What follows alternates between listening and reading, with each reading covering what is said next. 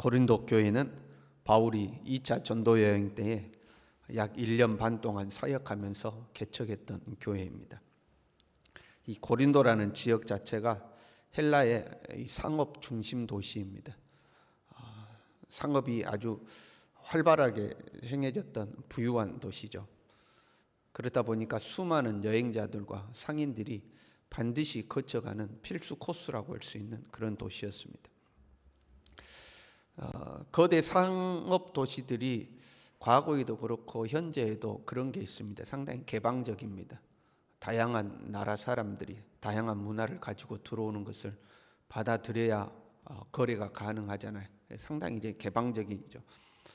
한편으로는 부유하고 한편으로는 개방적이고, 이러한 것들은 문란한 생활로 이제 연결되기 쉽습니다. 그래서 이 고린도 교회는 성적으로 문란하기로 굉장히 유명했다고 그럽니다. 고린도 지역의 가장 높은 곳에 아크로 고린도라는 지역에 아프로디테 신전이 있었습니다. 교회도 주로 이 미국이라든가 이런 데 보면 그 동네 가장 높은 곳에 교회를 세우죠. 과거에 이방 종교들도 신전을 세우면 제일 높은 곳에 이제 신전을 세우는 겁니다. 제일 높은 곳에다가 아프로디테 신전이 있는데 거기에 신전 창기가 1000명이 있었다고 그럽니다. 공식적으로 신전에서 하나의 종교 의식으로서 음란한 행위를 하는 창기가 1000명씩이라 있는 겁니다. 그래서 수시로 이제 그런 일들이 행해지는 거죠.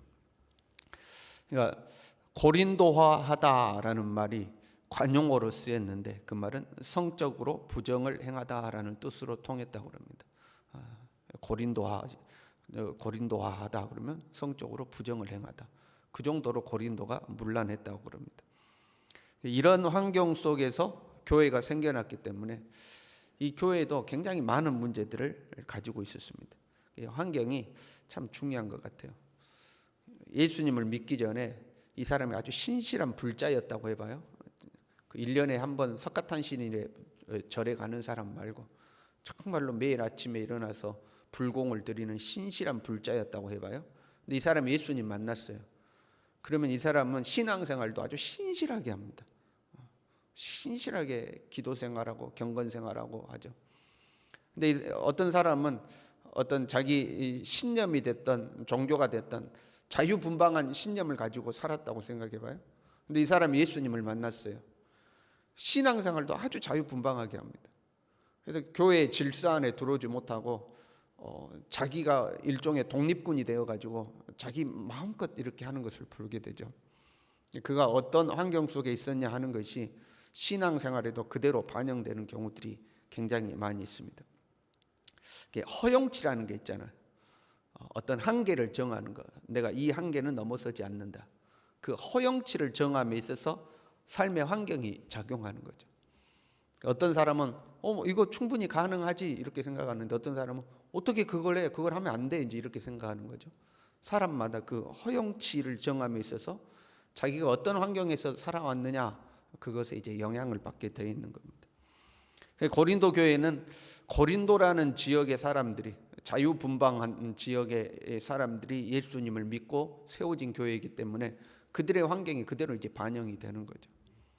먼저 고린도는 여러 가지 문제가 있었는데 먼저는 분쟁의 문제가 아주 심각했습니다. 교회 내 분쟁이 심각했어요. 특정 사역자들의 인맥을 중심으로 분파가 형성됐죠. 나는 누구파다, 나는 누구파다 하고 분파가 형성되어 있죠. 그리고 여러 가지 교리적인 문제들로 다툼이 시작되는 겁니다. 예를 들면 우상의 제물의 문제, 우상 앞에 드려진 제물을 먹을 수 있다, 먹을 수 없다. 다 허용치의 문제죠. 야, 그까짓 거 먹어도 되지 뭐 별거 있냐 하는 사람들. 야, 우상 앞에 드렸는데 어떻게 그걸 먹어? 그거는 부정해, 못 먹어. 야, 그거 아무것도 아니야. 우상은 아무것도 아니야. 먹어도 돼. 그 아무것도 배탈 안 나. 괜찮아.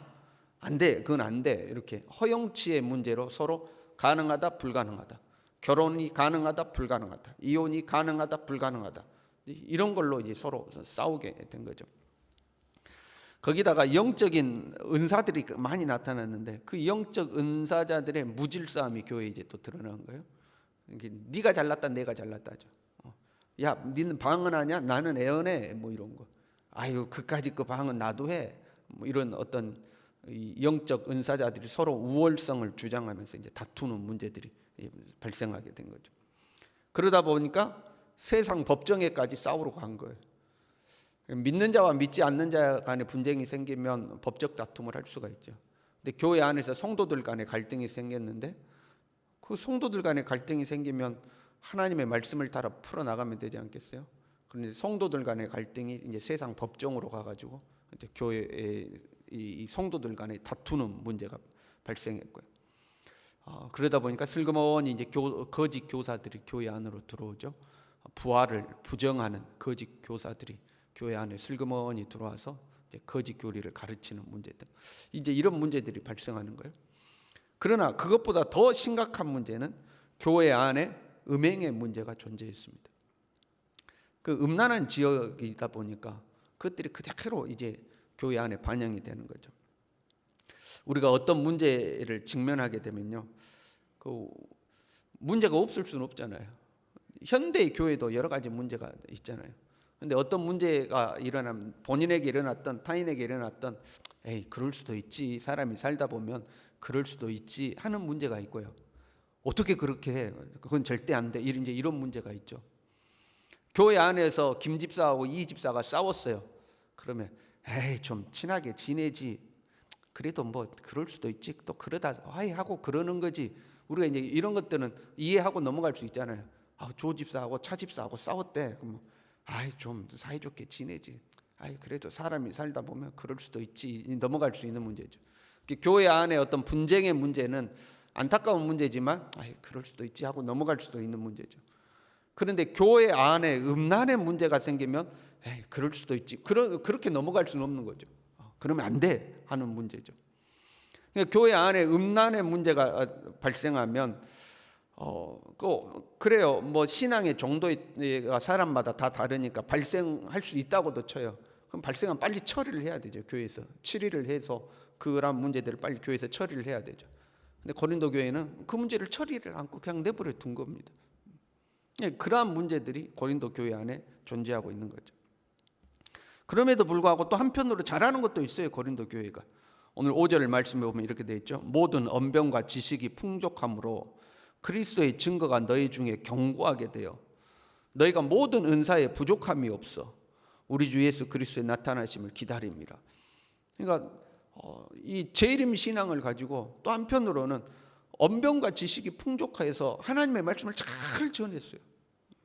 예수 그리스도의 복음을 또 잘 전하고 이 은사가 나타나서 하나님의 살아계신 증거들이 또 많이 나타나고 이런 것들은 또 좋은 점도 있었어요. 한편으로는 은사가 나타나고 능력이 나타나고 복음이 증거가 되고 재림 신앙을 가지고 예수님의 다시 오심을 기다리고 이런 신앙이 있었는데 한편으로는 음란하고 다투고 교만하고 갈등하고 또 이런 문제가 존재하고 있어요. 어떻게 보면 모순적이죠. 한편으로는 엉망이고 한편으로는 잘하고 있고 공동체가 됐던 개인이 되었던 신앙의 여정 중에 이럴 수 있는 거죠. 우리가 처음부터 완벽하지 않잖아요. 온전하지도 않고 잘하는 게 있으면 못하는 게 있고 못하는 게 있으면 잘하는 게 있고 그러면서 점점 이제 성장해 가는 거죠. 못한 것은 버리고 잘하는 것은 더 잘하고 해서 성장해 가는 거죠. 처음부터 완벽하지는 않죠. 어찌됐든 이런 어떤 모순적이기도 하고 여러 문제가 존재함에도 불구하고 2절 말씀에 고린도 교회를 이렇게 불러요. 고린도에 있는 하나님의 교회 곧 그리스도 예수 안에서 거룩하여지고 성도라 부르심을 받은 자들 이렇게 이야기하죠. 고린도에 있는 하나님의 교회. 지금 음란한 도시에 존재하고 있고 여러 문제들이 존재하고 있고 심지어는 음행의 문제까지 존재하고 있는 교회임에도 불구하고 교회 밖에서 보면 자기들끼리 티격태격 싸우는 거 아니에요? 안에서 네가 잘났다, 내가 잘났다, 나는 뭐 바울파다, 나는 뭐 바나바파다, 뭐 나는 그리스도파다, 막 나눠서 싸우는 거 아니에요? 자기들끼리 티격태격 싸우고 있는데 그럼에도 불구하고 하나님은 그 고린도 교회를 보시고 하나님의 교회다, 내 교회다 하고 이야기를 하고 있는, 내 교회다, 하나님의 교회하고 이야기하고 있죠. 온전한 자들만 교회라고 일컫지 않고 분쟁하고 혼란스러운, 분쟁하고 있고 혼란스럽고 여러 부족함이 있는 교회를 향해서도 하나님의 교회다 하고 칭하고 있는 겁니다. 세상에서는 문제가 있는 교회, 문제 없는 교회는 없잖아요. 근데 문제가 있는 교회를 향해서 손가락질하고 이제 비난하는 거죠. 코로나가 확산되면서 교회가 욕이라는 욕은 다 먹고 지금까지 지내고 있죠. 그러니까 조금만 문제가 보여도 그냥 손가락질하고 비난하는 거죠. 그래서 우리가 이제 속상할 때가 있잖아요. 그러나 그 또한 하나님의 교회인 거예요. 아무리 못났어도 내 자식은 자식인 거예요. 그렇잖아요. 아무리 못났어도 내 자식은 내 자식. 공부 잘하는 애만 내 자식인 게 아니잖아요. 공부 못하고 방황해도 내 자식은 내 자식인 거죠. 하나님이 아무리 좋은 교회만, 아무리 좋은 교회라고 해도 하나님의 교회지만 하나님의 마음에는 아무리 못난 교회도 하나님의 교회인 거예요. 하나님의 교회인 거예요. 그래서 우리는 하나님의 교회를 함부로 비난하거나 함부로 지적해서는 안 되죠. 우리가 우리 스스로의 부족함을 보완하고 정화시키기 위해서 우리의 문제를 드러내고 이런 것들을 고쳐 나갑시다 하는 것은 괜찮은 거죠. 그러나 비난을 위한 비난을 해서는 안 되는 거죠. 사람이요, 은연중에 자신의 어떤 우월함과 거룩함을 나타내기 위해서 다른 사람의 문제를 지적할 때가 많이 있죠. 이제 우리 이 목회자들이 주로 사용하는 표현이 한국 교회가 부패한다거나 한국 교회가 어쩐다거나 한국 교회나 어쩐다거나 뭐 이런 표현을 많이 쓰거든요. 한국 교회의 문제가 어떻고 한국 교회가 어떻고, 그러니까 한국 교회 전체를 싸잡아 가지고 이야기를 하죠. 근데 그렇게 이야기하면 꼭 한국 교회는 문제가 있는데 나는 문제가 없다 이런 느낌이 들거든요. 한국 교회가 뭐 사랑이 없고 한국 교회가 거룩하지 않고 한국 교회가 뭐 어쩌고 이렇게 이야기하면 한국 교회는 문제가 많은데 나와 내가 있는 우리 교회는 문제가 없다 이제 이런 느낌이 들 때가 있거든요. 그런데 제 마음속으로는 그런 한국 교회가 어쩌고 이야기를 하려고 하면 내 마음속에 그런 마음이 들어요.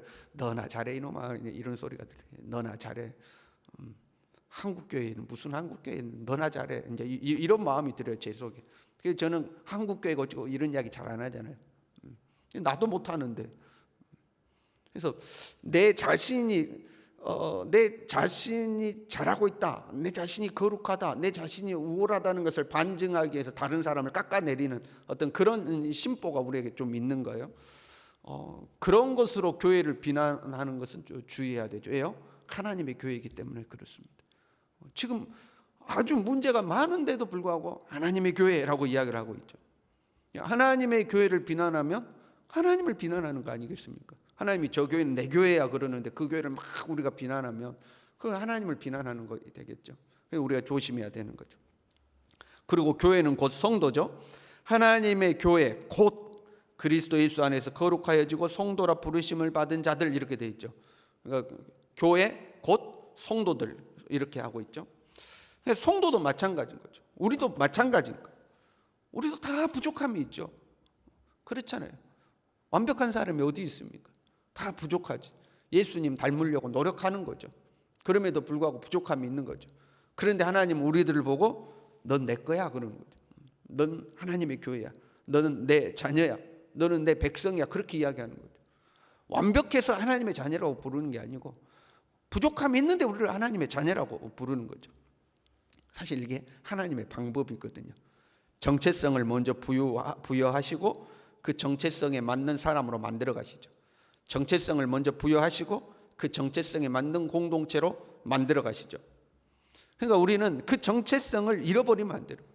분명한 정체성을 가지고 있어야 그 정체성에 맞는 사람으로 공동체로 성장하게 되어 있어요.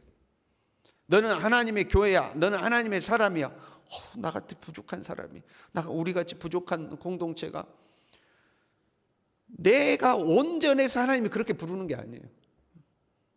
나는 비록 부족하지만 하나님이 나에게 그런 정체성을 부여하시는 거예요. 그러면 우리는 하나님이 내게 부여하신 그 정체성을 믿는 겁니다. 나는 부족함 투성이지만 하나님의 자녀라고 부르시니까 하나님의 자녀라고 믿는 거예요. 우리 교회가 부족하지만 너는 내 교회야, 하나님의 교회야 라고 부르니까 그걸 믿는 거예요.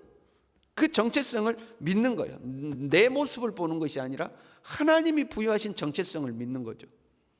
그리고 그 믿음대로 되어가는 거죠. 8절에요.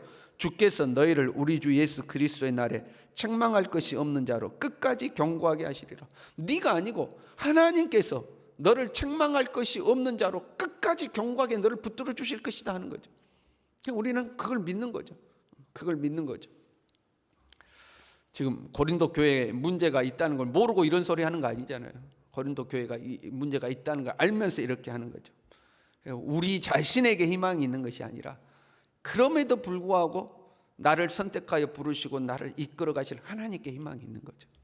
저와 여러분이 이 믿음으로 살아갈 수 있기를 바랍니다. 기도하겠습니다.